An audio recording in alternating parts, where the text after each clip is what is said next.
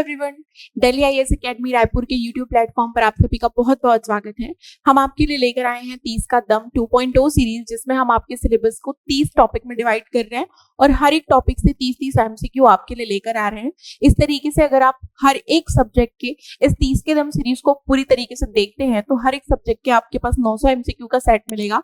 ये जो हमारा प्रोग्राम है 30 का दम 2.0 सीरीज, ये आपके CGPSC 2024 को टारगेट करके बनाया गया है, जो एग्जाम अभी फरवरी में आपके होने वाले हैं। क्योंकि सामने बिल्कुल एग्जाम है, आपको जरूरत है कि आप ज्यादा से ज्यादा रिवीजन करें और रिवीजन का बेस्ट तरीका है एमसीक्यू सॉल्व करना, क्योंकि आपका जो एग्जाम पैटर्न है एमसीक्यू पैटर्न में होने वाला है। तो एमसीक्यू भी हम यहाँ पर सॉल्व करा रहे हैं और साथ ही साथ वो ऐसे एमसीक्यू हम सॉल्व करा रहे हैं जो कि आपके कॉन्सेप्ट को भी क्लियर करते जा रहा है। तो ये जो वीडियो सीरीज है आपकी 30 का दम, ये आपके लिए बहुत ज्यादा इंपॉर्टेंट है, आपके प्रीलिम्स के लिए इंपॉर्टेंट है, आपके रिवीजन के लिए इंपॉर्टेंट है। तो आप ये पूरी सीरीज देखिए, हर एक सब्जेक्ट की वीडियोस देखिए। मैं भावना वैष्णव आपके लिए साइंस के क्वेश्चन लेकर आई हूँ, जिसमें हम physics, chemistry, biology, environment, computer, network, इन सभी विषयों पर चर्चा कर रहे हैं। अभी हम फिजिक्स के क्वेश्चन सॉल्व कर रहे हैं, तो आज के टॉपिक से शुरुआत करते हैं आज का वीडियो। आज का हमारा जो टॉपिक है ये हीट, साउंड और वेव से रिलेटेड है, ठीक है। तो आज हम हीट, साउंड और वेव के क्वेश्चन सॉल्व करेंगे, जो इंपॉर्टेंट है आपके एग्जाम पॉइंट ऑफ व्यू से। चलिए पहले क्वेश्चन से शुरू करते हैं। पहला क्वेश्चन है, heat is transferred from a hotter body to colder body due to, यानी कि ऊष्मा जिसे आप हीट कहते हैं, वो एक गर्म पिंड से ठंडे पिंड की ओर, ये मान लीजिए कोल्ड आपका सिस्टम है, ये बॉडी है, ये जो है ये हॉट बॉडी है। तो गर्म पिंड से ठंडे पिंड की ओर ऊष्मा जो है वो स्थानांतरित होती है। क्यों होती है? कंडक्शन के कारण, कन्वेक्शन के कारण, रेडिएशन के कारण, या सेकेंड लॉ ऑफ थर्मोडायनेमिक्स का कोई इसमें रोल है? तो बिल्कुल सही, यहाँ पर आंसर हमारा यही होगा, ऑप्शन डी। ये भी हमारे ऊष्मा जो है इनकी स्थानांतरण की अलग अलग विधियां हैं, यानी कि कंडक्शन विधि के द्वारा भी ऊष्मा का स्थानांतरण होता है। ये आप ऐसे समझिए, मान लीजिए आप पराठा बना रहे हैं घर पे, तो आपने क्या किया, गैस के ऊपर एक तवा रखा। तवे में क्या करते हैं, पराठा को पलटने के लिए चम्मच रखते हैं। तो आप अगर तवे में चम्मच को थोड़ी देर रख देते हैं तो आप देखते हैं कि आपका चम्मच जो है वो गर्म हो गया है, जबकि गैस के ऊपर तो क्या रखा हुआ है, तवा रखा हुआ है। लेकिन चम्मच कैसे गर्म हो गया? हीट क्या हो रही है, ट्रांसफर हो रही है। कहां से? तवे से चम्मच के ऊपर। तो ये कौन सी विधि के द्वारा होता है इसका हीट का स्थानांतरण? कंडक्शन मेथड के द्वारा। तो कंडक्शन मेथड जो है इसके द्वारा हीट जो है ये आपके सॉलिड से सॉलिड में क्या होती है, स्थानांतरित होती है। तवा सॉलिड है, चम्मच सॉलिड है, सॉलिड से सॉलिड में अगर ऊष्मा का स्थानांतरण हो रहा है तो कौन सी विधि के द्वारा होता है? चालन विधि, या इसे आप कंडक्शन मेथड कहते हैं, ठीक है। इसके बाद दिया हुआ है संवहन या कॉन्वेक्शन। अगर आपने लिया है लिक्विड और गैस, ठीक है, अगर आपने लिक्विड या गैस लिया हुआ है और इसमें हीट ट्रांसफर हो रहा है एक बॉडी से दूसरे बॉडी में, तो कौन सी विधि के द्वारा हीट ट्रांसफर होता है? संवहन विधि के द्वारा, solid to solid, conduction method के द्वारा। अब विकिरण यानी कि रेडिएशन, जब लाइट जो है वो एक जगह से दूसरी जगह, एक बॉडी से दूसरी बॉडी में क्या होगी, ट्रांसफर होगी, हीट को ट्रांसफर करेगी रेडिएशन के द्वारा। किसके द्वारा? विकिरण के द्वारा।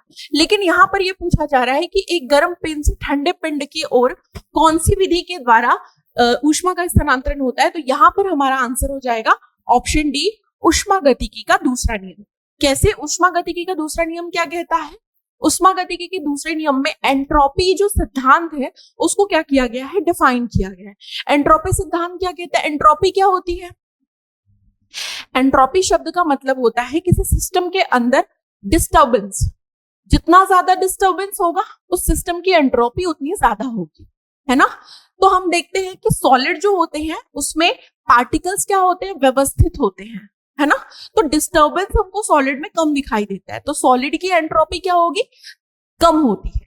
लेकिन गैस में मॉलिक्यूल बहुत ज्यादा एक दूर दूर होते हैं, मूव करते रहते हैं, मोशन फॉर्म में होते हैं, तो वहां पर हमको क्या मिलेगा, डिस्टर्बेंस ज्यादा दिखाई देगा।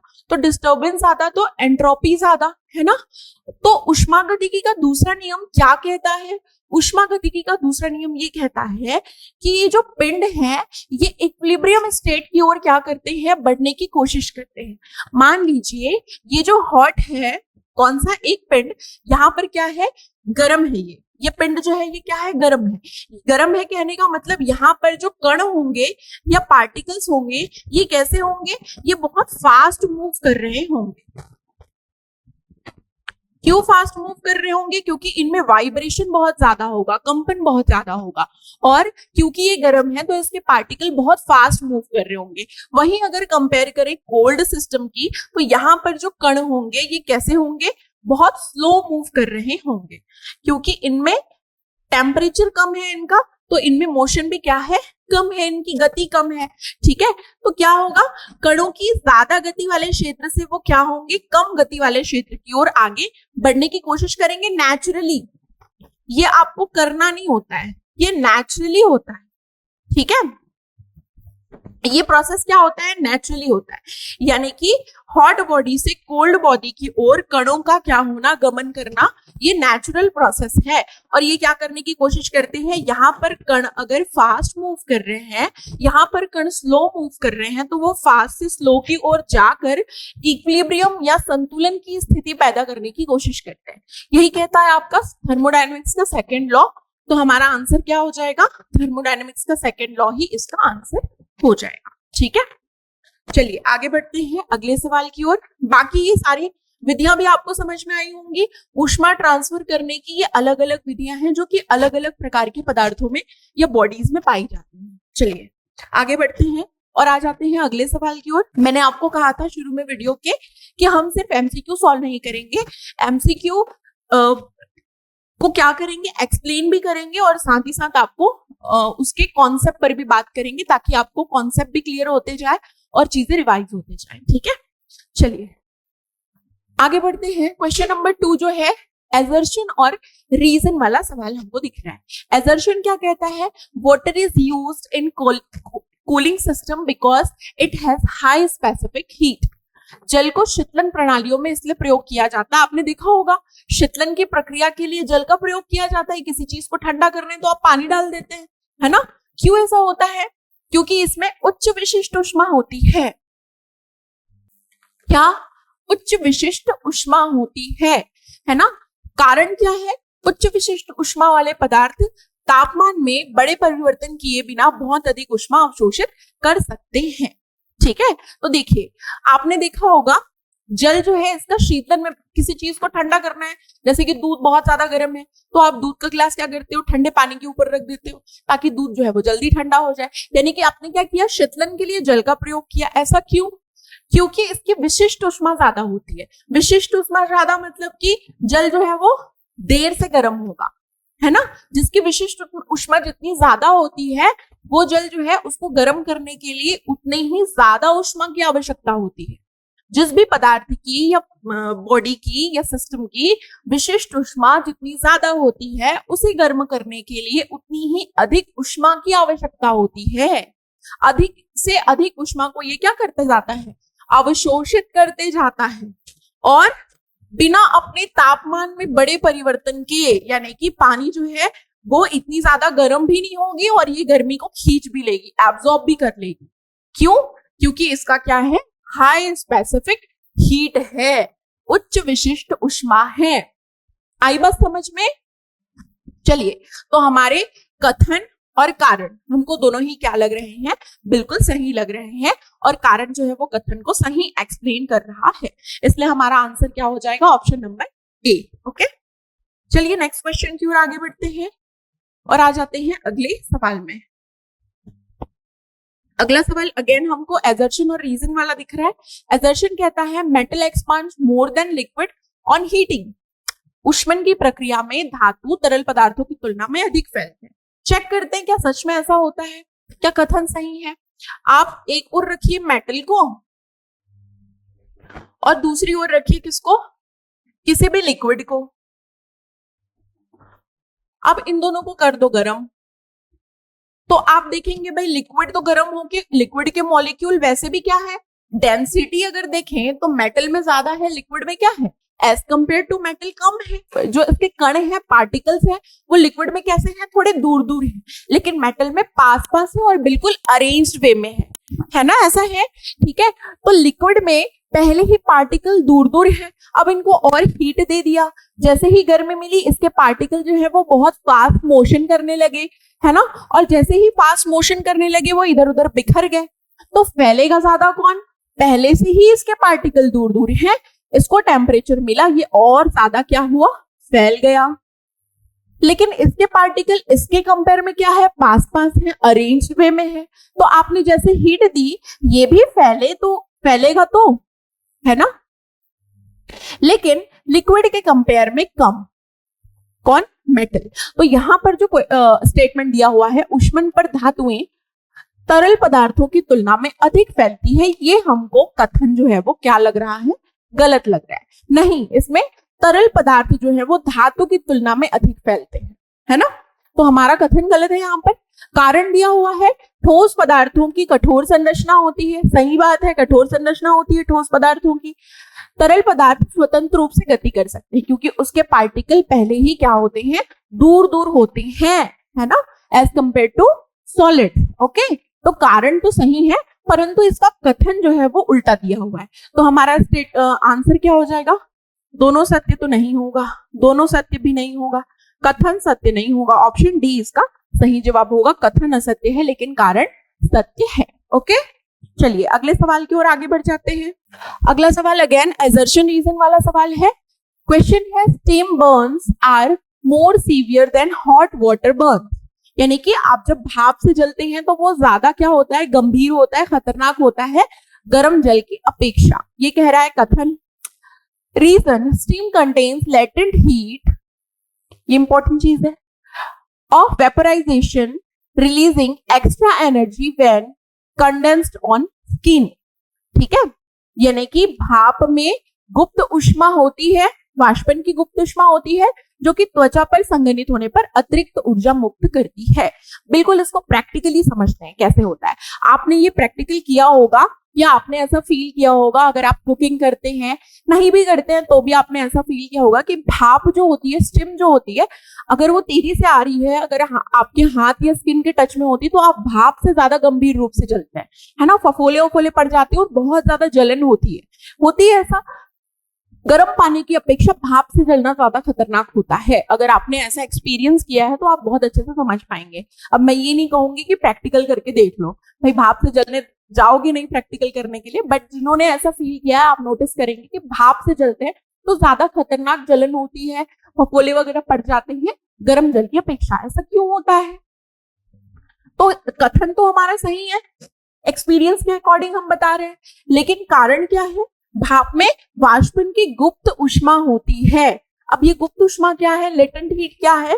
गुप्त ऊष्मा यानी कि जब कोई भी पदार्थ जो है वो क्या करता है? अपने स्टेट को चेंज करता है, अवस्था को चेंज करता है, तो उसमें जो छुपी हुई ऊष्मा होती है, यानी कि जैसे ठोस से द्रव में बदला तो उसकी कुछ ऊष्मा ऐड हो जाएगी, फिर द्रव से गैस में बदला तो कुछ ऊष्मा जो है वो द्रव से गैस में बदलने पर द्रव की ऊष्मा भी गैस में आ जाएगी। तो वो ऊष्मा कैसी होती है? छुपी हुई होती है। जैसे मान लीजिए कि भाप जो है वो क्या फॉर्म में है? वेपर फॉर्म में, वाष्प के फॉर्म में है, लेकिन द्रव जो है वो लिक्विड फॉर्म में है। तो भाप जो है जब वाष्प के फॉर्म में है, कभी ना कभी ये लिक्विड के फॉर्म में रही होगी, तो लिक्विड की अपनी कुछ ना कुछ ऊष्मा रही थी, और जब ये भाप में बदली तो भाप की कुछ ना कुछ ऊष्मा तो है, लेकिन लिक्विड की कुछ ना कुछ ऊष्मा भाप में ट्रांसफर हो गई है जो उसमें छुपी हुई है। और जब वापस से भाप लिक्विड में क्या होता है?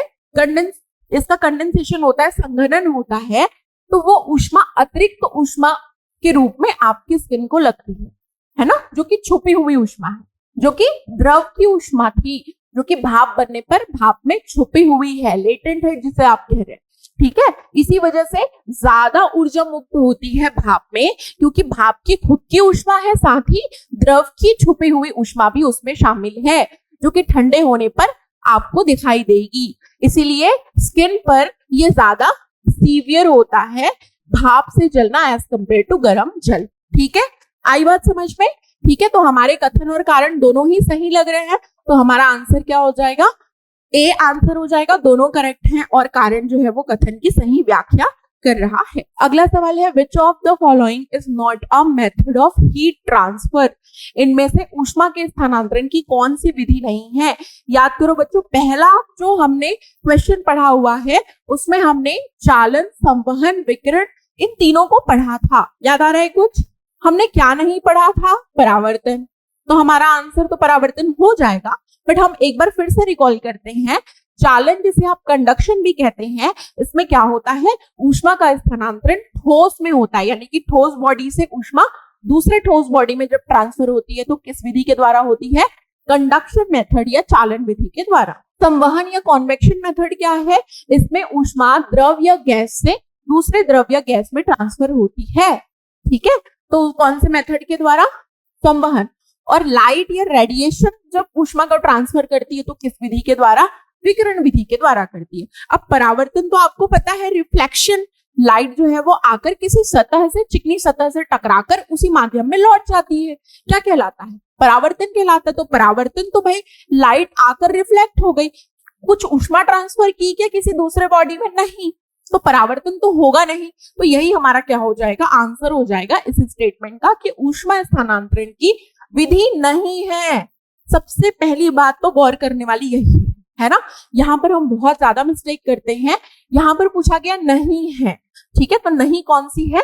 परावर्तन। ओके, चलिए आगे बढ़ते हैं और आ जाते हैं अगले सवाल की ओर। अगला सवाल मैच द फॉलोइंग वाला है और ये बहुत इंपॉर्टेंट है। इस टाइप के सवाल बहुत ज्यादा पूछे जाते हैं। एक टाइप के आपको एक टाइप पे इंस्ट्रूमेंट दे दिए जाते हैं और उनको किससे मापा जाता है या मापन करने की कौन सी इंस्ट्रूमेंट जो है वो एप्लीकेबल है किस मापन के लिए, ये पूछा जाता है सवाल में। बहुत ज्यादा इंपॉर्टेंट है। तो ये हम लोग देखते हैं।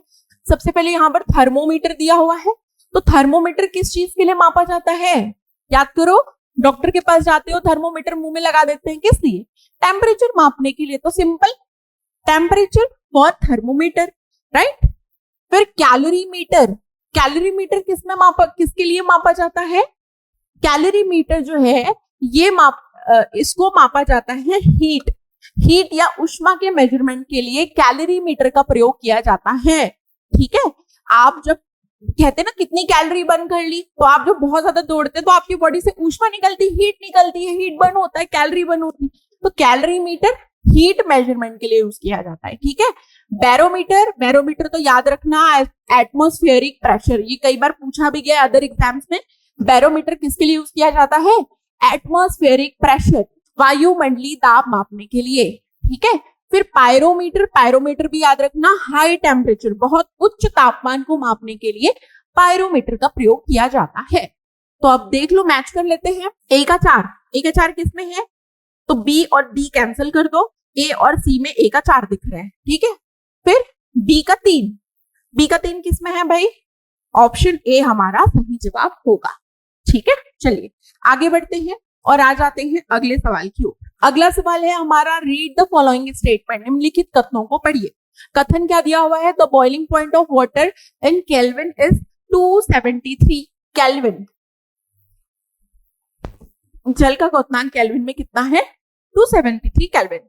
हमने ये नहीं कहा कि स्टेटमेंट सही या गलत, हम सिर्फ स्टेटमेंट को अभी रीड कर रहे हैं। दूसरा स्टेटमेंट क्या कहता है? तापमान को वायु दाब मापी से मापा जाता है। ये तो एकदम ही गलत है। अभी हमने पढ़ा टेम्परेचर मापने के लिए किसका यूज किया जाता है? थर्मोमीटर का यूज किया जाता है। ठीक है, और ये तो वायु दाब मापी एकदम ही अलग हो गया। ठीक है, तो दूसरा स्टेटमेंट तो बिल्कुल इजीली हम इसको कैंसिल कर पा रहे हैं। पहला स्टेटमेंट क्या है? जल का क्वथनांक केल्विन में 273 नहीं, ये होता है 373.15 केल्विन होता है, बट 373 आप ले सकते हो राउंड फिगर। ठीक है, 373 केल्विन होता है जल का क्वथनांक। 273 केल्विन माना जाता है 0 डिग्री को, जिसे आप क्या कहते हैं? एब्सोल्यूट टेम्परेचर, परम शून्य या परम ताप भी कहते हैं। परम शून्य मान के चलते हैं, इसको आप क्या कहते हैं? परम शून्य कहते हैं, क्योंकि 0 डिग्री टेम्परेचर ही क्या होता है? 273 केल्विन। अब जल का क्वथनांक कितना होता है? 100 डिग्री सेंटीग्रेड। 273 केल्विन में 100 डिग्री सेंटीग्रेड ऐड कर दो तो क्या मिलेगा? 373 केल्विन। ठीक है, तो 373 केल्विन होता है जल का क्वथनांक, ना कि 273 केल्विन। 273 एब्सोल्यूट 0 होता है, परम शून्य होता है। ठीक है, तो हमारा पहला स्टेटमेंट क्या है? अच्छा सॉरी, पहला स्टेटमेंट भी क्या है? रॉन्ग है। है ना। तो दोनों ही स्टेटमेंट क्या है, सत्य नहीं है। तो हमारा क्या आ जाएगा, ऑप्शन नंबर डी इसका सही जवाब हो जाएगा। ठीक है, चलिए अगले सवाल की ओर आगे बढ़ते हैं और आ जाते हैं हम लोग अगले सवाल 8 में। Read the statement and choose the correct. इनमें से आपको पढ़ना है और बताना है कि सही क्या है। फर्स्ट दिया हुआ है, तरल पदार्थों और गैसों में ऊष्मा का स्थानांतरण मुख्य रूप से संवहन द्वारा होता है। अभी हमने पढ़ा था, याद करो, कंडक्शन और कन्वेक्शन, संवहन। तो संवहन किस में होता है, लिक्विड एंड गैस। तो यहां पर यही कहा गया, तरल पदार्थों और गैसों में ऊष्मा का स्थानांतरण संवहन द्वारा होता है। स्टेटमेंट 1 करेक्ट है। ठीक है, स्टेटमेंट 2 में आते हैं। बहुत उच्च तापमान को मापने के लिए उपयोग किया जाने वाला उपकरण पायरोमीटर है। अभी हमने पढ़ा था पायरोमीटर वेरी हाई टेम्परेचर को मेजर करने के लिए यूज किया जाता है, तो ये भी सही है। फिर जल की तुलना में भूमि तेजी से गर्म होता है क्योंकि इसमें कम ताप दक्षता होती है या क्षमता होती है। अब ये क्या है, आपने नोटिस किया होगा कि जो जमीन है, भूमि है, वो जल्दी गर्म हो जाती है जल की अपेक्षा। तो आप क्या कह रहे हैं, ऊष्मा प्रसार गुणांक कहते हैं। क्या कहते हैं, ऊष्मा प्रसार गुणांक कहते हैं। तो ऊष्मा प्रसार गुणांक जल का ज्यादा होता है, इसलिए जल जो है वो ज्यादा हीट एब्जॉर्ब कर लेता है और कम क्या होता है, देरी से गर्म होता है ना। ज्यादा हीट एब्जॉर्ब कर लेगा और उसके टेम्परेचर में ज्यादा परिवर्तन भी नहीं आता। लेकिन अर्थ, उसका जो होता है ऊष्मा प्रसार गुणांक कम होता है, वो हीट को ज्यादा एब्जॉर्ब नहीं करता और अपने टेम्परेचर में जल्दी चेंज ले आता है। इसलिए हम देखते हैं कि जल की तुलना में भूमि तेजी से गर्म हो जाता है क्योंकि इसकी कम ताप क्षमता होती है। सही है, तीनों स्टेटमेंट सही है, तो डी इसका आंसर हो जाएगा। 1 2 3 सभी सत्य हैं। चलिए आगे बढ़ते हैं अगले सवाल की ओर। बिल्कुल फैक्चुअल सवाल है। What happens to a metal rod when heated? भाई ये तो प्रैक्टिकली आप समझ लीजिए, आप लोहे को गर्म करोगे, लोहा क्या होगा, पिघलेगा। पिघलेगा तो क्या होगा, तुरंत पिघल जाएगा। पिघलेगा दिया हुआ है ऑप्शन में, बट यहाँ पर एक शब्द दिया हुआ है तुरंत पिघल जाएगा। क्या तुरंत पिघल जाएगा, नहीं, धीरे धीरे पिघलेगा। तो ये तो हमारा यहाँ पे गलत हो जाएगा। वाष्पित हो जाएगा, नहीं भाई, कोई लोहे की रॉड है या धातु की कोई रॉड है, मेटल की रॉड है, इतना आप उसको हीट दे दोगे कि तुरंत क्या हो जाए, वाष्पित हो जाए, नहीं, वाष्पित भी नहीं होगा। सिकुड़ेगा, नहीं सिकुड़ेगा, फैलेगा, है ना। तो हमारा आंसर क्या आ जाएगा, ऑप्शन बी, ये क्या हो जाएगा, फैलेगा, है ना। चलिए अगले सवाल की ओर आगे बढ़ते हैं और आ जाते हैं। Read the following statement. A thermometer works on the principle of expansion of liquid. पहला स्टेटमेंट कहता है तापमापी तरल पदार्थ के प्रसार के सिद्धांत पर काम करता है, और दूसरा स्टेटमेंट कहता है कि ठोस पदार्थों में ऊष्मा स्थानांतरण मुख्य रूप से चालन द्वारा होता है। तो दूसरा स्टेटमेंट तो बिल्कुल सही है। याद करो, कंडक्शन मेथड क्या होता है, ठोस पदार्थों में ऊष्मा का स्थानांतरण करता है, सही है। लेकिन पहला स्टेटमेंट चेक करते हैं, आप प्रैक्टिकली इसको फील कीजिए। देखो साइंस जो है वो सारी चीजें प्रैक्टिकली सोचने की है ना। आप सोचिए कि आप पहले के जमाने में, जो आप अगर 90s के बच्चे होंगे तो आपको याद होगा, डॉक्टर के पास जाते थे तो वो मर्क्यूरी वाला क्या होता था, थर्मोमीटर आपके मुंह में डाल देते थे आपको जब बुखार होती थी, है ना। तो उसमें क्या होता है, मर्क्यूरी जो है वो रूम टेम्परेचर पर लिक्विड फॉर्म में होता है, लिक्विड स्टेट में होता है, जबकि वो एक धातु है, इसलिए मर्क्यूरी का यूज किया जाता है। थर्मोमीटर में क्या होता है, कुछ ऐसा होता है आपका थर्मोमीटर, और इसमें क्या होता है, अंदर एक कैपिलरी ट्यूब होती है, उस कैपिलरी ट्यूब के अंदर क्या होता है, वो मर्क्यूरी भरा हुआ होता है लिक्विड स्टेट में, है ना। अब इसमें कुछ स्केल होते हैं मेजर करने के लिए, जो कि सेल्सियस या फ़ारेनहाइट किसी में भी हो सकते हैं, ठीक है। अब जैसे ही थर्मोमीटर को, अगर आपको फीवर होता है तो थर्मोमीटर को आप मुंह के अंदर रखते हैं, हीट क्या होने लगती है, ट्रांसफर होने लगती है। हीट थर्मोमीटर आपके बॉडी से थर्मोमीटर में प्रवेश करेगी, और थर्मोमीटर में क्या मौजूद है, तरल पदार्थ, क्या, मर्क्यूरी। और ये मर्क्यूरी या तरल पदार्थ जो है, इसमें क्या होने लगता है, प्रसार, एक्सपांशन, इसके पार्टिकल्स जो है वो क्या होने लगते हैं, मोशन करने लगते हैं, गति अवस्था में आ जाते हैं। और जब ये मूव करते हैं तो क्या होने लगता है, जितना टेम्परेचर होता है ये उसके अकॉर्डिंग मूव करके ऊपर चले जाते हैं, और इस तरीके से डॉक्टर जो है वो क्या कर पाते हैं, आपके टेम्परेचर को मेजर कर पाते हैं, है ना। तो एक्सपांशन के ही सिद्धांत पर बिल्कुल काम करता है टेम्परेचर। Sorry thermometer. तो हमारा आंसर क्या हो जाएगा, दोनों सत्य। ऑप्शन नंबर सी इसका सही जवाब होगा। चलिए आगे बढ़ते हैं। मुझे लगता है कि अब ये वाला जो थर्मोमीटर है ये अभी विलुप्त हो गया है ना, ज्यादातर प्रयोग में नहीं लाया जाता डॉक्टर्स के द्वारा। चलिए आगे आ जाते हैं अगले सवाल की ओर। Read the following statement. Statement 1 कहता है radiation does not require any medium. विकिरण को किसी माध्यम की आवश्यकता ही नहीं है ना। बाकी जो भी आपका कंडक्शन हो रहा है, वाटर मॉलिक्यूल्स, एयर मॉलिक्यूल्स, ये सब क्या हो रहे हैं, किसी न किसी मीडियम में ट्रेवल कर रहे हैं। पार्टिकल्स ही क्या कर रहे हैं, कण जो है उनमें मूवमेंट हो रहा है, वाइब्रेशन हो रहा है, और उन्हीं वही कण जो है वो क्या कर रहे हैं, हीट को ट्रांसफर कर रहे हैं। तो ऊष्मा का जो ट्रांसफर हो रहा है, ऊष्मा जो है वो ट्रांसमिट हो रही है, वो कैसे हो रही है, किसी न किसी मीडियम के द्वारा। लेकिन विकिरण या रेडिएशन को किसी भी मीडियम की जरूरत नहीं पड़ती, ये स्टेटमेंट 1 कह रहा है। क्या सही है, देखते हैं। निर्वात विकिरण द्वारा ऊष्मा को संचारित कर सकता है, यानी कि वैक्यूम में भी विकिरण द्वारा ऊष्मा जो है वो एक बॉडी से दूसरे बॉडी में क्या हो सकती है, ट्रांसमिट हो सकती है। ये कह रहा है दूसरा स्टेटमेंट। देखते हैं। धातु ऊष्मा की खराब विकिरक होती है। चलिए समझते हैं इन तीनों ही स्टेटमेंट को। पहले तो आ जाते हैं पहले में। विकिरण किसी माध्यम की विकिरण को माध्यम की जरूरत नहीं पड़ती। विकिरण जैसे कि मान लीजिए लाइट है ना, कहां से आ रहा है, सन से आने वाले लाइट को हम इमेजिन कर लेते हैं। तो सन से आने वाली लाइट जो होती है वो कैसी होती है, इलेक्ट्रोमैग्नेटिक वेव के फॉर्म में। और ये जो इलेक्ट्रोमैग्नेटिक वेव है इनमें मोशन कैसे होता है, इलेक्ट्रिक फील्ड और मैग्नेटिक फील्ड में इनमें इलेक्ट्रिक और मैग्नेटिक फील्ड जनरेट हो जाते हैं। और ये इलेक्ट्रिक और मैग्नेटिक फील्ड में क्या होता है, दोलन होता है, ऑसिलेशन होता है। और उसी ऑसिलेशन की वजह से क्या होता है, इनमें पार्टिकल्स जो है वो क्या होते हैं, रेडिएशन जो है वो मूव करते हैं एक जगह से दूसरी जगह पे। ठीक है, तो इलेक्ट्रिक और मैग्नेटिक फील्ड में दोलन की वजह से इसमें पार्टिकल्स मूव करते हैं, ऑसिलेशन की वजह से पार्टिकल्स मूव करते हैं।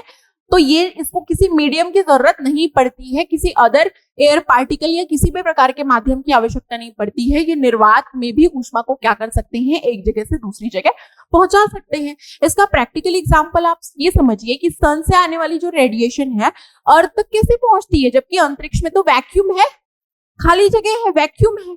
और वैक्यूम को ट्रेवल करके अर्थ तक कैसे आ रही, क्यों, क्योंकि वो इलेक्ट्रोमैग्नेटिक वेव है और इलेक्ट्रोमैग्नेटिक वेव को किसी मीडियम की जरूरत नहीं पड़ती। ठीक है, तो हमारे ये दोनों ही कथन क्या है, सही है। ठीक है, तीसरे कथन की ओर देखते हैं। धातु ऊष्मा की खराब विकिरक होती है। मान लीजिए, देखिए ये स्टेटमेंट हमारा पूरी तरीके से सही नहीं है, कुछ कुछ सही है, कुछ कुछ गलत है। क्यों, खराब विकिरक होती है कौन, धातु। लेकिन ये जो स्टेटमेंट है ये गलत भी हो सकता है, सही भी हो सकता है, क्योंकि धातु की सतह अगर चिकनी है तब तो वो रिफ्लेक्ट कर देगी, लेकिन धातु की सतह अगर खुरदुरी है तो वो रेडिएशन को क्या कर लेगी, एब्जॉर्ब कर लेगी। तो इसीलिए हमारा ये जो स्टेटमेंट है ये पूरी तरीके से सही नहीं है। कभी ऐसा हो कि धातु की सतह चमकीली है तो ऊष्मा को क्या कर देगी, वो रिफ्लेक्ट कर देगी विकिरण को, लेकिन अगर धातु की सतह खुरदुरी है तो वो एब्जॉर्ब भी करेगी। तो खराब विकिरक हो भी सकती है, नहीं भी हो सकती है, डिपेंड करता है वो धातु कैसी है। ठीक है, इसीलिए ये स्टेटमेंट क्या है, हमारा गलत है। तो दोनों ही स्टेटमेंट सही होंगे तो हमारा आंसर हो जाएगा ऑप्शन नंबर ए, केवल 1 और 2। चलिए अगले सवाल की ओर आगे बढ़ते हैं। अगला सवाल है एजर्शन और रीजन वाला। एजर्शन कहता है the first law of thermodynamics is the statement of energy conservation. ऊष्मागतिकी का जो पहला नियम है वो ऊर्जा संरक्षण में जो कथन है वही ऊष्मागतिकी का पहला नियम है। क्या, कि किसी भी क्लोज सिस्टम में या किसी भी तंत्र के अंदर ऊष्मा जो है वो क्या होती है, एक फॉर्म से दूसरे फॉर्म में अपने फॉर्म को बदलती है, रूप को बदलती है, परंतु कुल ऊष्मा की मात्रा उतनी ही रहती है जितनी पहले थी। यानी कि ऊष्मा को ना तो आप उत्पन्न कर सकते हैं ना ही डिस्ट्रॉय कर सकते हैं, उसका सिर्फ फॉर्म चेंज होता है। यही कहता है थर्मोडायनेमिक्स का पहला नियम। और ऊर्जा संरक्षण का नियम भी यही कहता है कि ऊर्जा को आप क्या नहीं कर सकते हैं, उत्पन्न या समाप्त नहीं कर सकते हैं। चलिए आगे बढ़ते हैं।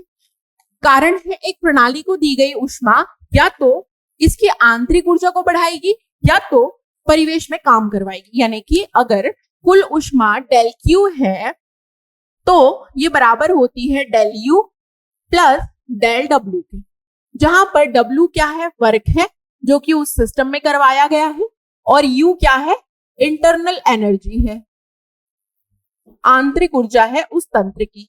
तो उस तंत्र में या तो फिर ऊष्मा आंतरिक ऊर्जा के रूप में संग्रहित होगी या तो फिर वहां पर किए गए कार्य के रूप में संग्रहित होगी, और वो क्या होगी, कुल ऊष्मा होगी।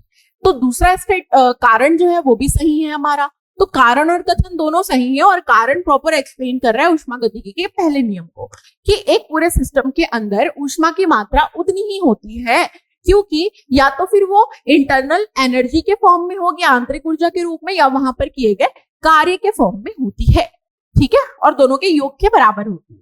चलिए अगला हमारा सवाल है एजर्शन और रीजन वाला। The speed of a wave depends on the medium. एक तरंग की गति माध्यम पर निर्भर करती है। कारण ध्वनि ठोस पदार्थों में तरल पदार्थों या गैसों की तुलना में तेजी से यात्रा करती है, ठीक है। तरंग की गति माध्यम पर निर्भर करती है। वेव की स्पीड कितनी होगी ये पता चलता है मीडियम के अनुसार। अब ये कैसे पता चलता है कि माध्यम कितना ज्यादा इलास्टिक है और उसकी डेंसिटी क्या है। मीडियम की डेंसिटी जितनी ज्यादा होगी स्पीड उतना क्या होगा, कम होगा। मीडियम जितना ज्यादा इलास्टिक होगा स्पीड उतना ज्यादा होगा। तो मीडियम के लचीलेपन और डेंसिटी यानी कि घनत्व, ठीक है, लचीलापन आप समझ लीजिए वो कितना ज्यादा फ्लेक्सिबल है, इलास्टिक है, फैल सकता है, और डेंसिटी यानी कि उनमें पार्टिकल्स या कण जो है वो कितने पास है या कितने दूर है। पास होंगे तो डेंसिटी उतनी ज्यादा, दूर होंगे तो डेंसिटी कम। तो डेंसिटी अगर ज्यादा होगी, कण जो है वो पास पास होंगे, तो कणों का मोशन कैसा होगा, स्लो हो जाएगा। तो स्पीड कैसी हो जाएगी, तरंग में लो हो जाएगी, ठीक है। परंतु अगर इलास्टिक होगा, बहुत ज्यादा फैलेगा, यानी कि कण जो है उनको मोशन करने के लिए जगह ज्यादा मिल जाएगी, तो उनका मोशन क्या, उनका स्पीड क्या हो जाएगा, बढ़ जाएगा। तो तरंग की गति माध्यम पर निर्भर करती है कि माध्यम इलास्टिक कितना है और उसकी डेंसिटी कितनी ज्यादा है। जितनी डेंसिटी उतना स्पीड कम, इलास्टिक जितना उतनी स्पीड ज्यादा। अब आगे कारण पढ़ते हैं। तो कथन तो सही है ना। कारण देखते हैं, ध्वनि ठोस पदार्थों में तरल पदार्थों या गैसों की तुलना में तेजी से यात्रा करती है। ध्वनि जो है, अब ये तो आप समझिए है ना कि सॉलिड, ये कह रहा है सॉलिड में ध्वनि की स्पीड ज्यादा होती है, यही कह रहा है, और लिक्विड और गैसों में speed as compare to solid कम होती है, ये कह रहा है, ठीक है। अब ये कैसे होगा भाई, सॉलिड जो है इनमें इनकी तो डेंसिटी ज्यादा है, इनकी डेंसिटी कम है, परंतु यहाँ पर दूसरा फैक्टर भी तो है, इलास्टिक। तो इलास्टिसिटी किसकी ज्यादा होगी, ठोस की होगी ना। गैस और लिक्विड से ज्यादा इलास्टिक क्या होंगे, ठोस होंगे। तो इलास्टिसिटी क्योंकि ठोस की ज्यादा होती है, इसीलिए ठोस में ध्वनि जो है वो क्या होती है, ज्यादा तेजी से ट्रेवल कर पाती है एज कंपेयर टू तरल और गैस। कारण भी सही है, तो कथन और कारण दोनों सत्य है, और कारण जो है वो सही व्याख्या कर रहा है। तो हमारा क्या आंसर आ जाएगा, स्टेटमेंट ऑप्शन ए इसका सही जवाब हो जाएगा। चलिए आगे बढ़ते हैं अगले सवाल की ओर। अगला सवाल अगेन हमको स्टेटमेंट वाला दिख रहा है। 3 स्टेटमेंट दिए, बताने हैं कि कौन सा सही है। कथन 1 कहता है तरंग दैर्ध्य 2 क्रमागत शिखरों के बीच की दूरी है। Wavelength is the distance between 2 constituent crest, ठीक है। चलिए देखते हैं, ये आपका वेव हमने बना दिया, मान लीजिए ये वेव है, इसको आप क्या कहते हैं, शिखर, और ये क्या है, गर्त है, ठीक है। इसको आप क्या कहते हैं, ट्रॉफ, और इसको क्या कहते हैं, क्रेस्ट या शिखर और गर्त, ठीक है। तो यहां पर जो वेव है ना, तरंग दैर्ध्य है, वेव लेंथ है, वो क्या है, तो क्रमागत जो आपके शिखर है उनके बीच की क्या है, दूरी है। तो ये जो आपका एक क्रेस्ट है, इसको ट्रेवल करके जब आप दूसरे क्रेस्ट तक पहुंचते हैं, तो इन दोनों के बीच का जो डिस्टेंस है, आप इसी को क्या कहते हैं, वेवलेंथ कहते हैं, जिसे आप लैम्डा से शो करते हैं। या फिर आप बोल सकते हैं कि 2 ट्रॉफ के बीच का डिस्टेंस है, ठीक है, इसको भी आप क्या कहेंगे, वेवलेंथ कहेंगे। तो क्रमागत शिखर या फिर दो क्रमागत गर्त के बीच की जो दूरी होती है उसे आप क्या कहते हैं, तरंग दैर्ध्य या वेवलेंथ कहते हैं। ओके, इसको लैम्डा से शो किया जाता है। तो हमारा कथन एक सही दिख रहा है। दूसरा कथन है आवृत्ति प्रति सेकंड दोलनों की संख्या है। Frequency is the number of oscillation पर सेकंड। कैसे ऑसिलेशन है पर सेकंड देखते हैं। फ्रीक्वेंसी को कुछ इस तरीके से शो करेंगे, वेव्स को हम ऐसे शो करेंगे।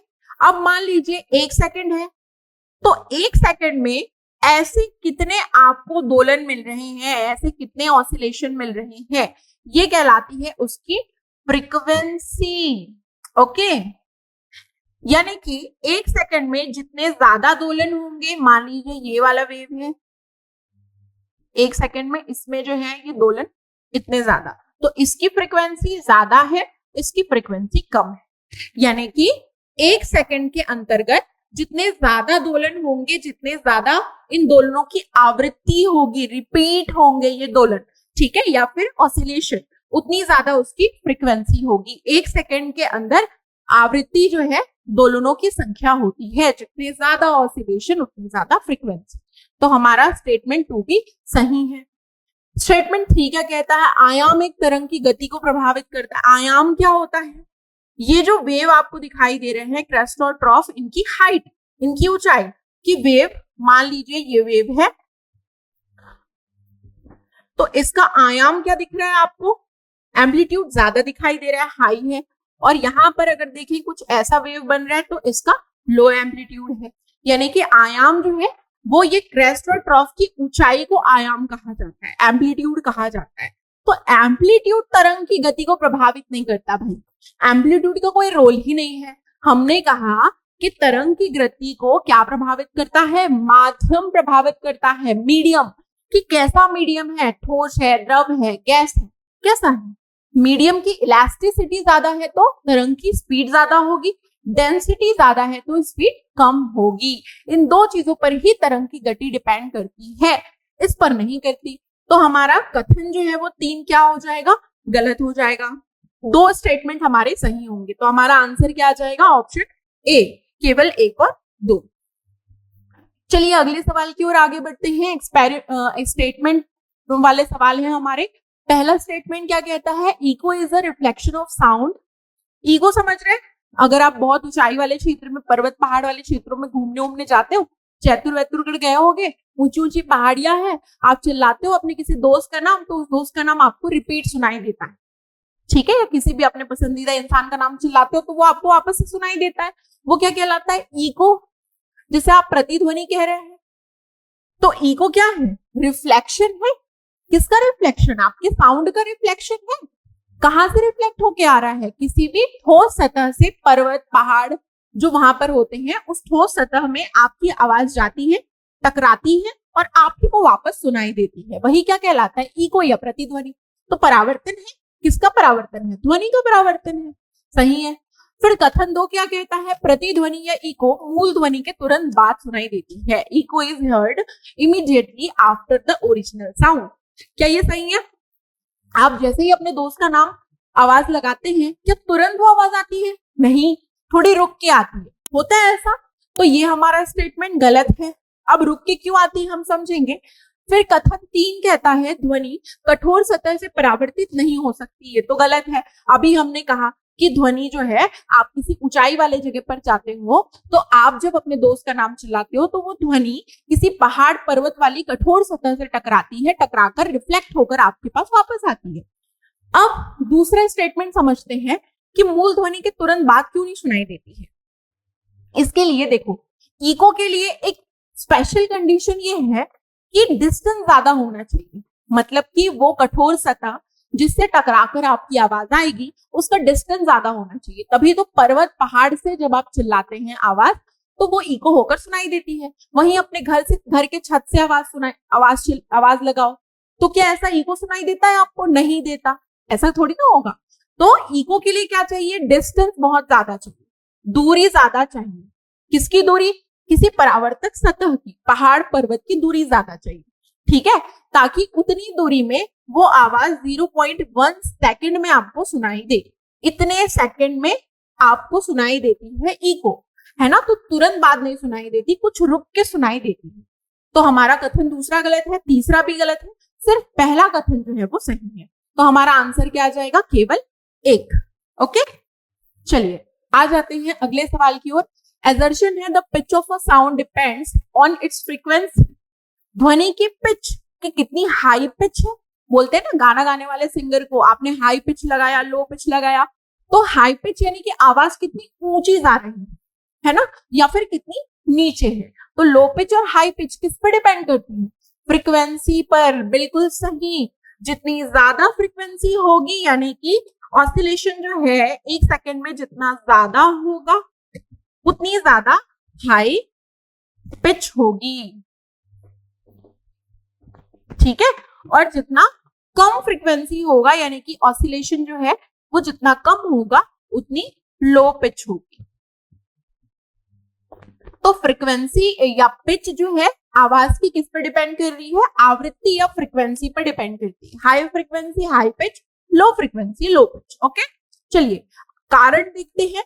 आवृत्ति यह निर्धारित करती है कि ध्वनि को कितनी ऊंची या नीची माना जाए। वही कहा मैंने, फ्रीक्वेंसी अगर हाई होती है तो ध्वनि हाई पिच होगी, ये माना जाएगा, और फ्रीक्वेंसी अगर लो है तो माना जाएगा कि वो आवाज उतनी क्या है, नीची है, लो पिच है। मैं यहाँ पे लाउडनेस नहीं कह रही हूँ बच्चों, याद रखिएगा, लाउडनेस की बात नहीं हो रही है। लाउडनेस किस पे डिपेंड करेगा, एम्पलीट्यूड पे, आयाम पे, है ना।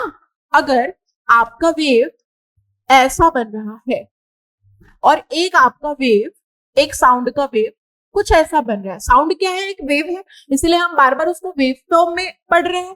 तो मान लीजिए साउंड का वेव कुछ ऐसा बना, तो आप कहेंगे क्या, इसका एम्पलीट्यूड ज्यादा है, इसका एम्पलीट्यूड क्या है, कम है। तो जितना ज्यादा एम्पलीट्यूड होगा वो आवाज उतनी ही ज्यादा लाउड होगी, और जितना कम एम्पलीट्यूड होगा वो आवाज उतनी ही कम होगी, धीमी होगी। तो यहाँ पर आवाज लाउड और धीमी की बात हो रही है। हाई पिच और लो पिच डिफरेंट है। हाई पिच और लो पिच किस पर डिपेंड करते हैं, आवृत्ति पर। तो ये कारण भी सही है, कथन भी सही है, दोनों सत्य है, और कारण कथन की सही व्याख्या करता है। चलिए आगे बढ़ते हैं और आ जाते हैं अगले सवाल की ओर। स्टेटमेंट 1, 2 और 3, 3 स्टेटमेंट दिए। स्टेटमेंट 1 कहता है अल्ट्रासाउंड है फ्रीक्वेंसी अबाउट 20 किलोहर्ट्ज, ठीक है। पराध्वनि अल्ट्रासाउंड की आवृत्ति कितनी होती है, 20 किलोहर्ट्ज से ज्यादा होती है। अल्ट्रासाउंड ऐसा साउंड वेव होता है जो कि ह्यूमन की जो सुनने की कैपेसिटी होती है, क्षमता होती है, उससे बहुत अधिक होता है, और ये हमको सुनाई नहीं देता। मेडिकल ट्रीटमेंट वगैरह के लिए अल्ट्रासाउंड वेव का यूज किया जाता है, जैसे सोनोग्राफी वगैरह के लिए अल्ट्रासाउंड वेव का प्रयोग किया जाता है, ठीक है। तो पराध्वनि क्या होती है, 20,000 किलोहर्ट्ज से ज्यादा होती है, ठीक है। भाई मानव की क्षमता क्या होती है, 20 किलोहर्ट्ज तक होती है, या 20,000 हर्ट्ज बोल सकते हैं, 20 किलो हर्ट्ज बोल सकते हैं, यहीं तक होती है। लेकिन यहाँ पे तो कह रहे हैं कि 20 किलो हर्ट्ज से ज्यादा इसकी आवृत्ति होती है, तो क्या हम इसको सुन पाएंगे, नहीं सुन पाएंगे। तो इसकी आवृत्ति इतनी ज्यादा होती है। कथन 2 क्या कहता है, अब सुनिए या फिर इंफ्रासाउंड ध्वनि की आवृत्ति 20 हर्ट्ज से कम होती है। ये भी हम नहीं सुन पाते क्योंकि हमारी कैपेसिटी तो 20 हर्ट्ज से 20 किलो हर्ट्ज के बीच में है, ठीक है। तो इंफ्रासाउंड इतनी ज्यादा धीमी होती है कि इसकी क्या होती है, ध्वनि की आवृत्ति 20 हर्ट्ज से कम होती है। इंफ्रासाउंड वगैरह जो होते हैं जैसे भूकंप, ज्वालामुखी, ये सब की जो आवाज है होने वाला होता है, जो इसकी जो साउंड होती है वो इंफ्रासाउंड होती है, इसीलिए हम इसको नहीं सुन पाते। लेकिन कई कई जानवर जो हैं वो आपस में कम्युनिकेट करने के लिए इंफ्रासाउंड का यूज करते हैं। एलिफेंट्स वगैरह हो गए या अदर जो भी आपके अदर टाइप के आपके जितने भी एनिमल हैं वो आपस में कम्युनिकेट करने के लिए इंफ्रासाउंड का यूज करते हैं। इसीलिए हम ऐसा जनरली बोलते हैं ना कि जानवरों को पता चल जाता है कि क्या होने वाला है, इसीलिए क्योंकि वो आपस में कम्युनिकेशन के लिए इंफ्रासाउंड का यूज करते हैं। इसीलिए हम उस साउंड को, भूकंप आने वाला है, ज्वालामुखी होने वाली है, इन सभी साउंड को हम सुन नहीं पाते अपने कानों से। क्यों? क्योंकि इनकी आवृत्ति फ्रीक्वेंसी 20 हर्ट्ज से भी कम होती है। सही है। कथन 3 कहता है श्रव्य ध्वनि 20 हर्ट्ज से नीचे है। क्या ये सही है? गलत है। श्रव्य ध्वनि क्या है? 20 हर्ट्ज से 20 किलोहर्ट्ज के बीच में होती है, जिसे आप सुन सकते हैं। तो हमारा कथन तीसरा क्या है? गलत है। पहला और दूसरा कथन सही है। ऑप्शन नंबर ए इसका करेक्ट होगा। Audible sound is below 20 hertz, ये statement wrong. Statement 2 and 1 is correct. Okay, so option 1 A is the correct answer of this question.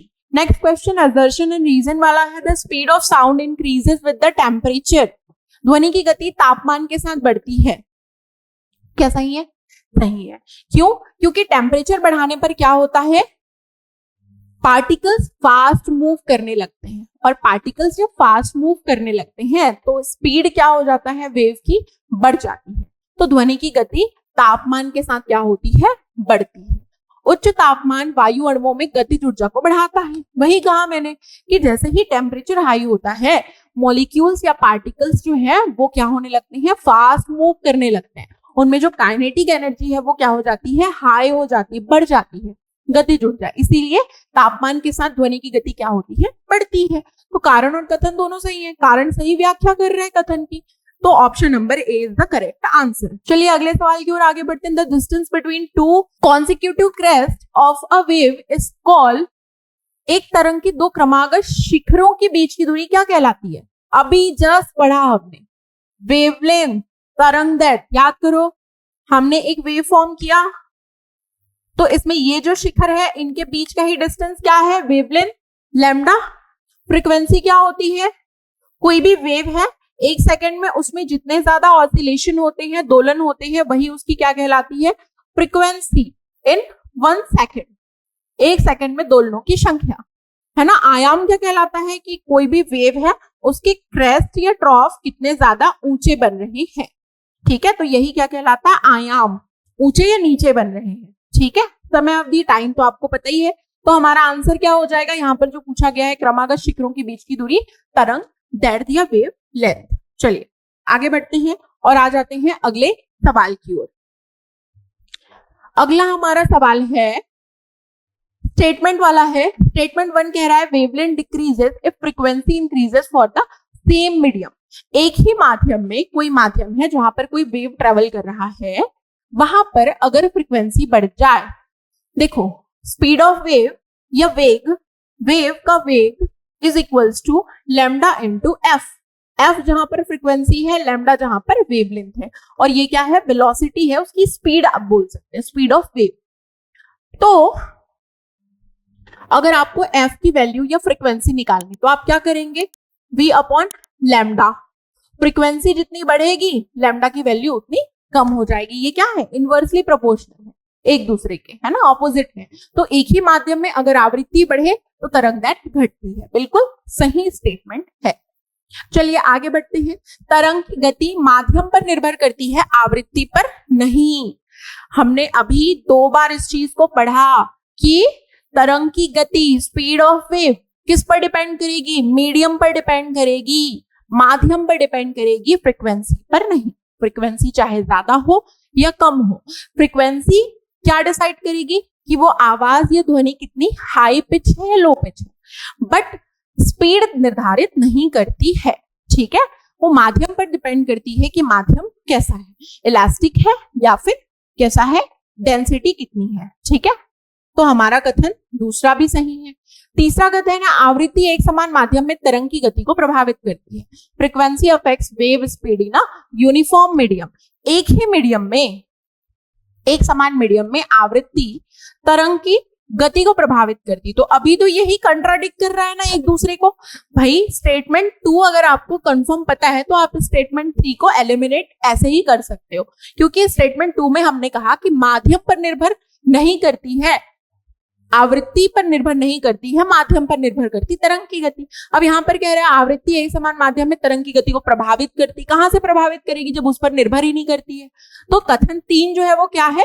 गलत है। 2 कथन सही है। हमारा आंसर आ जाएगा ऑप्शन नंबर ए। चलिए आ जाते हैं अगले सवाल की ओर। अगला सवाल है, स्टेटमेंट फॉर्म में दिया हुआ है कि व्यतिकरण तब होता है जब 2 तरंगें अध्यारोपित होती है। Interference occur when 2 waves super impose.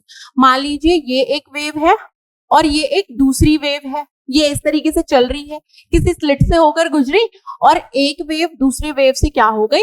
आपस में मिल गई। अध्यारोपित हो गई, सुपर इम्पोज हो गई, ठीक है। तो ये ऐसे भी अध्यारोपित हो सकती है, इसके अलावा ये ऐसे भी अध्यारोपित हो सकती है, इस तरीके से भी आपस में मिल सकती है। तो जब ये ऐसे आपस में मिलती है तो हम इसे संपोषी व्यतिकरण कहते हैं, और ऐसे जब ये आपस में मिलती है तो हम इसे विघाती या विनाशी व्यतिकरण कहते हैं, ठीक है। तो इंटरफेरेंस या व्यतिकरण क्या होता है, दो अलग अलग वेव्स का, सेम फ्रीक्वेंसी वेवलेंथ वाली वेव्स का क्या होना, आपस में मिलना या सुपर इम्पोज होना, ठीक है। तो वो क्या कहलाता है, व्यतिकरण। व्यतिकरण किसका गुण होता है, वेव का या तरंग का गुण होता है। फिर यहाँ पर कह रहा है सुपोषी व्यतिकरण आयाम को बढ़ाता है। एक वेव का क्रेस्ट दूसरे वेव के क्रेस्ट से, एक वेव का गर्त दूसरे वेव के गर्त या ट्रॉफ से मिलता है, तो सीधी सी बात है हाइट बढ़ेगी तो क्या हो जाएगा, एम्पलीट्यूड बढ़ जाएगा, आयाम बढ़ जाएगा। तो हमारा स्टेटमेंट दूसरा तो सही है। तीसरा स्टेटमेंट कहता है विघाती व्यतिकरण तरंग दैर्ध्य को घटाता है। ये गलत है। तरंग दैर्ध्य क्या होता है, दो क्रेस्ट के बीच का दूरी। तो इसमें तरंग दैर्ध्य का तो कोई रोल नहीं कि वो उसको कम करेगा। तो तीसरा स्टेटमेंट क्या है हमारा, गलत है। ए क्या हो जाएगा, सही हो जाएगा। सिर्फ एक और दो सही है, दोनों स्टेटमेंट हमारे करेक्ट है। चलिए हम ये कह सकते हैं ना कि विघाती या विनाशी व्यतिकरण में आयाम कम होता है ना, एम्पलीट्यूड कम होता है, क्योंकि एक वेव का दूसरे वेव के ट्रॉफ से मिल रहा है क्रेस्ट। अगर क्रेस्ट आपस में मिलते तो आयाम क्या हो जाता, बढ़ जाता। बट क्रेस्ट और ट्रॉफ मिल रहे हैं इसीलिए आयाम घट जाता है, ठीक है। चलिए आगे बढ़ते हैं। स्टेटमेंट वाले क्वेश्चन है, 3 स्टेटमेंट है। Newton's original calculation speed of sound was lower than observed value. Newton जो है क्या है, न्यूटन ने क्या किया, ध्वनि की गति की गणना की थी। ध्वनि की गति की जब गणना न्यूटन ने की थी तो उन्होंने ध्वनि में जो थर्मल, इसमें जो चेंज होता है, ठीक है, थर्मल चेंज यानी कि उसके तापमान में जो परिवर्तन देखा जाता है, किसमें, ध्वनि में, ध्वनि की गति के समय पर, वो इन्होंने इग्नोर कर दिया। इन्होंने क्या किया, न्यूटन ने जब ध्वनि की गति निकाली तो टेम्परेचर को इन्होंने कांस्टेंट मान लिया, जो कि होता नहीं है। आप ये फील करेंगे, मान लीजिए देखो ध्वनि की गति यानी कि इसमें एयर के पार्टिकल्स भी क्या कर रहे हैं, मूव कर रहे हैं, उसी के साथ वेव जो है वो वेव के फॉर्म में ध्वनि जो है वो आगे बढ़ रही है। आप अपने साइकिल के टायर में जब हवा भरते हैं, बहुत तेजी से जब हवा भरते हैं तो आप देखते हैं कि साइकिल का टायर जो है वो थोड़ा थोड़ा क्या हो जाता है, गर्म हो जाता है। क्यों, क्योंकि ये एयर के जो पार्टिकल्स हैं इनमें क्या हो रही है, हीट जनरेट हो रही है, और ये हीट एक पार्टिकल दूसरे पार्टिकल को ट्रांसफर करता जा रहा है, ठीक है। तो इन्होंने क्या किया था, टेम्परेचर को कांस्टेंट ले लिया था, लेकिन क्योंकि एयर के जो मॉलिक्यूल होते हैं उनमें टेम्परेचर जो है वो चेंज होते रहता है जैसे जैसे वो आगे बढ़ते जाते हैं, तो टेम्परेचर की भी कोई ना कोई वैल्यू आएगी। इसीलिए जो प्रेक्षित मान थी उससे कम इनकी वैल्यू आनी चाहिए। कितनी वैल्यू, 297 मीटर पर सेकेंड स्पीड ऑफ, आप बोल सकते हैं वेव, ध्वनि की गति एयर में, ठीक है, हवा माध्यम है एयर, ठीक है। तो 297 मीटर पर सेकेंड इनका आया, जो कि आना चाहिए था 343 मीटर पर सेकेंड। लाप्लास ने इसमें करेक्शन किया और उन्होंने बोला कि आपने टेम्परेचर को नहीं मापा था। टेम्परेचर क्योंकि बदलते रहता है, अलग अलग टेम्परेचर पर अलग अलग गति होती है, इसलिए आपको टेम्परेचर को भी क्या करना होगा, काउंट करना होगा। इन्होंने एक वैल्यू दी थी न्यू, गति को मापने के लिए, is equals to elasticity upon rho, rho is density. ये न्यूटन ने दिया था। लाप्लास ने इसमें करेक्शन किया और उन्होंने बोला nu is equals to gamma E upon रो।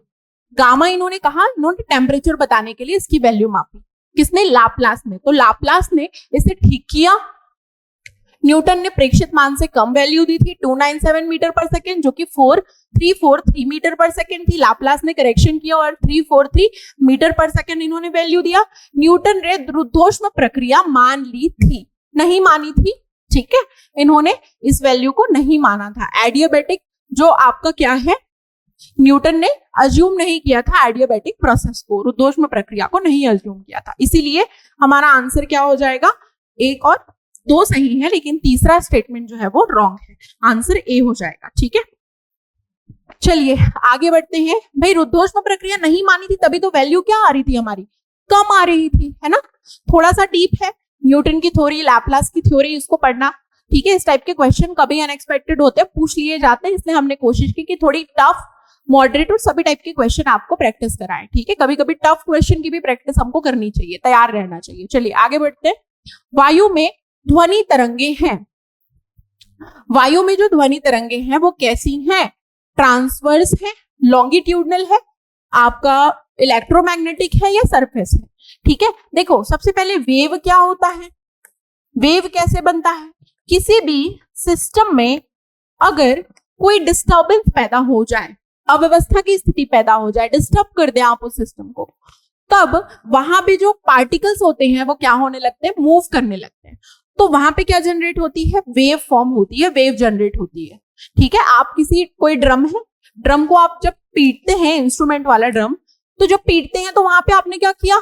धम धम आवाज की, उसमें डिस्टर्बेंस ला दिया, उसी डिस्टर्बेंस से वेव जनरेट हुई, साउंड वेव। तो वेव ऐसे जनरेट होती है। वेव के दो टाइप होते हैं, एक होती है यांत्रिक या मैकेनिकल और दूसरी होती है विद्युत चुंबकीय, इलेक्ट्रोमैग्नेटिक। ये दो टाइप होती है वेव्स की, ठीक है, यांत्रिक और विद्युत चुंबकीय। तो यांत्रिक में भी दो प्रकार होते हैं, एक आपका होता है अनुप्रस्थ और एक होता है आपका अनुदैर्ध्य, ठीक है। तो यहां पर पूछा गया है कि साउंड वेव, वायु में साउंड वेव कैसा है? ट्रांसवर्स है या फिर आपका लॉन्जिट्यूडनल है? तो बताना है हमको क्या होता है। तो पहले तो समझ लीजिए कि ट्रांसवर्स, लॉन्जिट्यूडनल और विद्युत चुंबकीय तरंगे क्या होती है। विद्युत चुंबकीय तरंगे मैंने थोड़ी देर पहले बताई थी, ऐसी तरंगे होती है जो कि किसी माध्यम में आगे नहीं बढ़ती, उसको किसी माध्यम की जरूरत नहीं पड़ती। वो क्या होती है? इनमें इलेक्ट्रिक और मैग्नेटिक फील्ड जनरेट हो जाता है और ये इलेक्ट्रिक और मैग्नेटिक फील्ड आपस में क्या करते हैं? परस्पर दोलन करते हैं, ऑसिलेशन करते हैं और उनके ऑसिलेशन से ही ये वेव आगे बढ़ते रहती है। आई बात समझ में? एग्जाम्पल क्या है? सन से निकलने वाला रेडिएशन एक टाइप का विद्युत चुंबकीय तरंग, ठीक है। यांत्रिक तरंगे क्या होती हैं? दो प्रकार की होती हैं, अनुप्रस्थ और अनुदैर्ध्य, जिसे आप कहते हैं ट्रांसवर्स और साथ ही में लॉन्जिट्यूडनल वेव। ट्रांसवर्स वेव क्या होती है? ऐसी वेव जो कि क्या होती है, इसमें पार्टिकल्स जो होती हैं, उनके जो पार्टिकल्स का मोशन होता है, उनकी दिशा वेव के दिशा के परपेंडिकुलर होता है, लंबवत होता है। आप उसे क्या कहते हैं? ट्रांसवर्स वेव कहते हैं। इनमें क्या बनते हैं? क्रेस्ट और ट्रॉफ बनते हैं, ठीक है। परंतु लॉन्जिट्यूडनल वेव ऐसे वेव होते हैं जो कि क्या करते हैं? जो वेव की दिशा होती है, तरंग की दिशा और पार्टिकल के मोशन की दिशा एक ही दिशा में होता है। ये पैरेलल होता है, समांतर होता है। इसमें क्या होता है? लंबवत या परपेंडिकुलर होता है।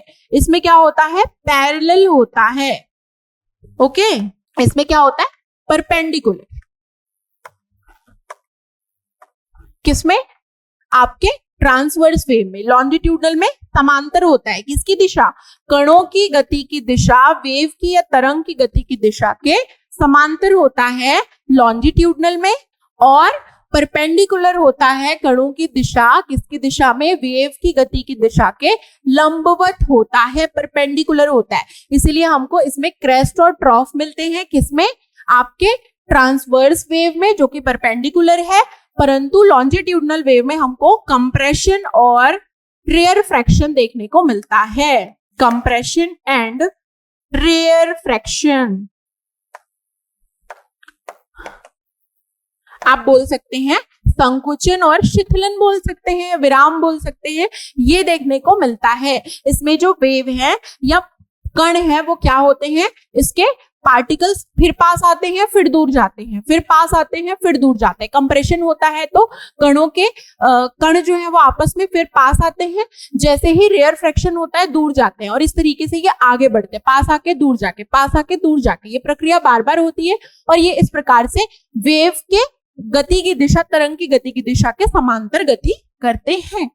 अब पूछा गया है यहाँ पर कि ध्वनि तरंगे कैसी है? ट्रांसवर्स है या लॉन्जिट्यूडनल है? तो ये कैसी होती हैं? लॉन्जिट्यूडनल होती हैं, अनुदैर्ध्य होती हैं, ना कि ट्रांसवर्स। ट्रांसवर्स कैसी कौन कौन सी तरंगे होती हैं? ट्रांसवर्स तरंगे होती है जैसे कि आपका आपने क्या किया, तालाब है, शांत तालाब है, उसमें एक पत्थर मारा, पत्थर आप मारते हैं तो आप देखते हैं कि तालाब में वेव फॉर्म हो गया है, चारों ओर ऐसा ऊंचा नीचा वेव फॉर्म हो गया। वो कैसा वेव है, वो ट्रांसवर्स वेव है। परंतु यहाँ पर साउंड जो है वो कैसा है, लॉन्जिट्यूडनल है या अनुदैर्ध्य है। आई होप आपको ये बहुत अच्छे से समझ में आया होगा। तो हमारा आंसर क्या था, ऑप्शन बी, अनुदैर्ध्य। नेक्स्ट क्वेश्चन की ओर आगे बढ़ते हैं। Sound intensity is measured in, ध्वनि की तीव्रता को निम्न में से किस में मापा जाता है, हर्ट्ज में तीव्रता, जूल में, डेसिबल में या पास्कल। आंसर होगा डीबी, आपको लिखा होगा, आप देखेंगे 70 डीबी, 50 डीबी ऐसा। तो डेसिबल में मापा जाता है, हर्ट्ज में क्या मापा जाता है, फ्रीक्वेंसी, आवृत्ति, जूल में एनर्जी, ऊर्जा, पास्कल में प्रेशर या दाब को मापते हैं। तो डेसिबल में क्या मापते हैं, ध्वनि की तीव्रता, इंटेंसिटी को मापा जाता है कि कितनी इंटेंस है। ओके, नेक्स्ट क्वेश्चन है, which of the following is a transverse wave. इनमें से ट्रांसवर्स वेव क्या है। अभी हमने देखा ध्वनि तरंग क्या है, लॉन्जिट्यूडनल है। पराध्वनि, ये भी ध्वनि ही है, लॉन्जिट्यूडनल है। झटका जब होगा तरंग, तो वो भी एक टाइप का ध्वनि तरंग है, तो वो भी क्या होगा, लॉन्जिट्यूडनल है। बच गया प्रकाश तरंग, तो प्रकाश तरंग क्या है, ट्रांसवर्स है। वो इस तरीके से वेव फॉर्म में क्रेस्ट और ट्रॉफ बनाते हुए क्या होती है, आगे बढ़ती है। ओके, चलिए आगे बढ़ते हैं और आ जाते हैं अपने अगले क्वेश्चन की ओर। If the frequency of an wave increases keeping wavelength constant, then एक तरंग की आवृत्ति अगर बढ़ती है तरंग दैर्ध्य को स्थिर रखते हुए, तो क्या होगा, तरंग की गति बढ़ती है, तरंग की गति घटती है, तरंग की गति समान रहती है या आयाम बढ़ता है। देखो, अभी हमने थोड़ी देर पहले पढ़ा कि तरंग की गति, स्पीड ऑफ वेव किस पर डिपेंड करती है, क्या वेवलेंथ और फ्रीक्वेंसी पर डिपेंड करती है, नहीं। तो किस पर डिपेंड करती है, ये तरंग की गति किस पर डिपेंड करती है, मीडियम या माध्यम पर। मीडियम कैसा है, अगर मीडियम की इलास्टिसिटी ज्यादा है तो स्पीड ऑफ वेव ज्यादा होगी, डेंसिटी ज्यादा है तो स्पीड ऑफ वेव कम होगी। अभी पढ़ा थोड़ी देर पहले, फ्रीक्वेंसी पे डिपेंड नहीं करती, तरंग दैर्ध्य पे डिपेंड नहीं करती। लेकिन यहां पर आपको ध्यान से पढ़ना होगा इस सवाल को। यहां पर कहा गया है एक स्टेटमेंट कि तरंग दैर्ध्य को स्थिर रखते हुए, आप तरंग दैर्ध्य को क्या रख रहे, कांस्टेंट रख रहे हैं। तो अगर हम देखें, स्पीड से माप रहे हैं न्यू से, लैम्डा तरंग दैर्ध्य या वेवलेंथ है, एफ फॉर फ्रीक्वेंसी, आपने इसको क्या किया, कांस्टेंट मान लिया, इसकी वैल्यू को स्थिर मान लिया। तो अब स्पीड किस पे डिपेंड कर रही, फ्रीक्वेंसी पे। फ्रीक्वेंसी ज्यादा स्पीड ज्यादा, फ्रीक्वेंसी कम स्पीड कम, हो सकता है ऐसा। लेकिन कौन सी स्पेशल कंडीशन होगी, जब तरंग दैर्ध्य या वेवलेंथ कैसा हो, कांस्टेंट हो या स्थिर हो। तो क्या हो जाएगी, तरंग की आवृत्ति बढ़ने पर तरंग की गति बढ़ जाएगी। ये आया समझ में। चलिए आगे बढ़ते हैं अगले सवाल की ओर। अगला सवाल है, मैच करना है हमको कौन सा वेव जो है वो किस प्रकार का है। ठीक है, तो ट्रांसवर्स वेव, एक साइड पे वेव के टाइप दिए हुए हैं 4, और एक टाइप के दिए हुए हैं कि कौन कौन से वेव है वो किस किस टाइप से मैच करते हैं। तो ट्रांसवर्स वेव क्या है, ट्रांसवर्स वेव यानी कि अनुप्रस्थ तरंगे जिसमें क्रेस्ट और ट्रॉफ फॉर्म होता है। मैंने थोड़ी देर पहले बताया था, वाटर सरफेस या तालाब पर आप अगर कोई कंकड़ मारते हैं तो वेव, लहरें पानी की बन जाती है। वो कैसी वेव है, ट्रांसवर्स वेव है, जिसमें पार्टिकल्स का मोशन वेव के मोशन के परपेंडिकुलर होता है, क्रेस्ट और ट्रॉफ फॉर्म हो जाता है। तो ट्रांसवर्स हो जाएगी water surface wave. Longitudinal, sound in air, अभी थोड़ी देर पहले पढ़ा था, लॉन्जिट्यूडनल वेव है कौन सा, साउंड इन एयर, ध्वनि, वायु में ध्वनि की तरंग। मैकेनिकल वेव क्या है, यांत्रिक तरंग। अर्थक्वेक एक टाइप का मैकेनिकल वेव है, और इलेक्ट्रोमैग्नेटिक वेव एक टाइप का लाइट है ना। प्रकाश कैसा है, इलेक्ट्रोमैग्नेटिक वेव है, क्योंकि ये प्रकाश जैसे सूर्य से आने वाली जो प्रकाश है, रेडिएशन कैसी होती है, इलेक्ट्रोमैग्नेटिक वेव के फॉर्म में होती है। तो क्या आ जाएगा, पहला का दो किस में है, पी का 2, ये 2 में है, तो डी और बी कैंसिल हो जाएंगे। क्यू का एक किस में है, सिर्फ ए में है, तो हमारा आंसर हो जाएगा ए। चलिए आगे बढ़ते हैं और आ जाते हैं अगले सवाल की ओर। मैच द फॉलोइंग वाले को अच्छे से देखना है, इस टाइप के सवाल बहुत पूछे जाते हैं। Which of the following animals uses echolocation? कौन सा जानवर प्रतिध्वनि स्थान का प्रयोग करता है इकोलोकेशन? तो इसमें से आंसर होगा चमगादड़। मैं सीधे आंसर पे आती हूँ। चमगादड़ जो होते हैं ये इकोलोकेशन का यूज करते हैं। इकोलोकेशन क्या होता है? चमगादड़ क्या होते हैं? अब ये अंधेरे में क्या होते हैं? कीड़े मकोड़े का शिकार करते हैं। तो अंधेरे में तो इनको दिखाई नहीं देगा, तो ये शिकार कैसे करेंगे? तो ये एक टाइप का साउंड निकालते हैं। वो साउंड क्या होती है? कीड़ों से उनके सरफेस से टकराती है और वापस इनको सुनाई देती है। तो इनको पता चल जाता है कि किस दिशा में, किस डायरेक्शन में इनको जाना है, जहां पर इनको खाने के लिए भोजन मिलेगा। तो चमगादड़ जो है वो क्या करते हैं? इकोलोकेशन का यूज करते हैं। इसके अलावा कुछ अलग अलग जो टेक्निक्स होती है इनका अलग अलग जीव यूज करते हैं, जैसे कि व्हेल है ना, डॉल्फिन, ये जो मछलियां होती हैं ये भी अलग टाइप का साउंड जो है वो निकालती हैं और शिकार करती हैं छोटी मछलियों का। ठीक है, तो हमारा आंसर क्या हो जाएगा? ऑप्शन नंबर ए, चमगादड़, पैट्स। अगले सवाल की ओर आते हैं। Human ears can hear sound in which frequency range? Decibel अलग है बच्चों, डेसिबल तीव्रता की यूनिट है, परंतु यहाँ पर फ्रीक्वेंसी कह रहा है तो फ्रीक्वेंसी की यूनिट हर्ट्ज है। तो फ्रीक्वेंसी पूछ रहा है तो क्या है? 0 से 20 हर्ट्ज है? नहीं। 20 हर्ट्ज से 20 किलो हर्ट्ज है? हाँ, ठीक है। आपने ये देखा होगा 20 हर्ट्ज टू 20,000 हर्ट्ज, 20,000 हर्ट्ज, या फिर आप इसको 20K हर्ट्ज में लिख सकते हैं। ठीक है, 20K हर्ट्ज, 20,000 हर्ट्ज। ठीक है, चलिए आगे बढ़ते हैं और आ जाते हैं अगले सवाल की ओर। Which type of wave are involve in musical instrument? ये जो सवाल है आपका इससे पहले वाला कि रेंज कितनी होती है, कई बार पूछी गई है। ठीक है, तो आप थोड़ा सा इसको ध्यान में रखिएगा। चलिए, संगीत वाद्य यंत्रों में किस प्रकार की तरंगे शामिल होती है? Which type of waves are involve in musical instrument? पहला है अनुप्रस्थ और अनुदैर्घ्य, केवल अनुप्रस्थ, केवल अनुदैर्घ्य या विद्युत चुम्बकीय। अब आप लगा देंगे तुरंत क्या? लॉन्जिट्यूडनल, क्योंकि ये संगीत है, संगीत एक प्रकार की ध्वनि है, लगा देंगे तुरंत लॉन्जिट्यूडनल। हो जाएगा गलत। क्यों? क्योंकि अलग अलग प्रकार के, यहाँ पर क्या पूछा गया है? ध्वनि नहीं पूछी गई है बच्चों। यहाँ पे याद रखना, आपको पूछा गया वाद्य यंत्र। तो वाद्य यंत्र अलग अलग प्रकार के होते हैं और अलग अलग प्रकार के वाद्य यंत्र में अलग अलग प्रकार की वेव फॉर्म होती है ना। अगर आप कहें शहनाई वगैरह, बांसुरी वगैरह, जहां से हवा जो है वो पास होती है, तो ऐसे जो इंस्ट्रूमेंट होते हैं वहां पर किस प्रकार की तरंगे निकलती हैं? लॉन्जिट्यूडनल, है ना। परंतु ऐसे जो तारे वाली होती हैं जिनमें कंपन होता है, वो जो होती है वो ट्रांसवर्स वेव फॉर्म करती हैं। तो अलग अलग इंस्ट्रूमेंट अलग अलग वेव फॉर्म करती हैं। तो ये अनुप्रस्थ भी हो सकती है और अनुदैर्घ्य भी हो सकती है। हमारा आंसर क्या आ जाएगा? Option number A.